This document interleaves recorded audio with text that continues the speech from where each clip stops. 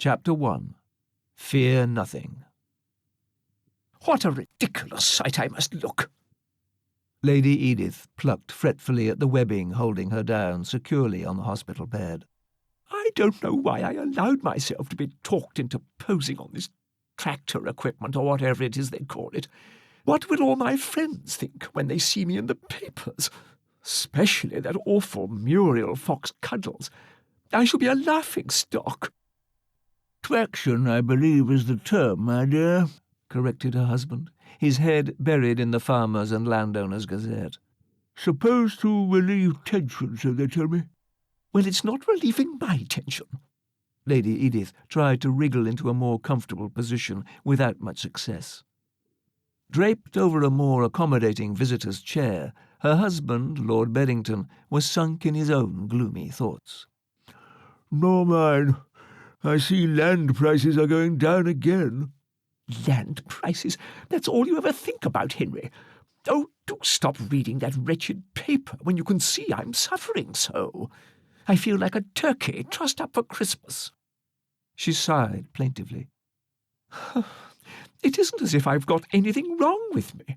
How can I possibly find the time to organise a full-blown charity festival at the Hall in less than 3 weeks to support St. Mary's if I've got to be stuck in this awful contraption half the afternoon? Just for a publicity stunt. I've got enough to put up with already, getting all the committee members to agree on a programme. Without all this, there'll be the rector wanting money for the church roof, and that wretched Len Bartlett with his everlasting marina development scheme. I don't know how they ever let him loose on the council. And what with Muriel bleating about fees for her Lavinia doing the PR, I doubt if we'll have any money left for the hospital. Why didn't you volunteer? Henry looked up, his expression mild. They tell me I don't project the right image, whatever that means, my dear. And I seem to remember you agreed to do it in the first place. Besides, who wants to see my ugly face in the local rag? Much rather have a good-looking girl, eh? He went back to his paper again, searching hopefully for an answer to his problems. In any case, if I don't manage to sell some more of our land soon, at the right price, you won't be able to hold any more charity events at the Hall, because we'll all be living in a crofter's hut in the Isle of Man, I shouldn't wonder. You've no idea what the estate's costing me.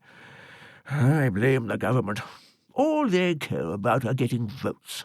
No wonder people like ourselves are up the creek without a paddle. Lady Edith gave him a suspicious look and tried to smooth her hair. I'm sure it can't be as bad as you make out. She returned to her personal grievance. It all seemed a good idea at the time, as a way to launch the fund, seeing as they practically begged me to do it, but I didn't expect it to involve this kind of torture. You know, I'm sure Lavinia put this harness on the wrong way around. I should have had my head examined for letting her do it. To take her mind off his unfortunate remark, he looked around the cosy little ward, seeking inspiration.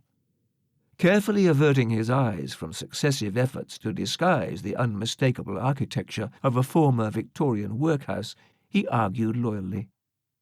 After all, St. Mary's is the only cottage hospital in this part for miles around.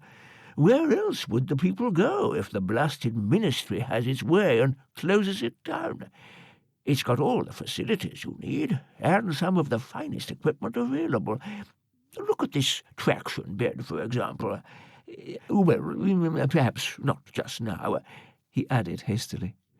Anyway, it won't take long. Your PR girl, Lavinia, what's-her-name, will be here any minute now with the photographer, before you could touch your toes.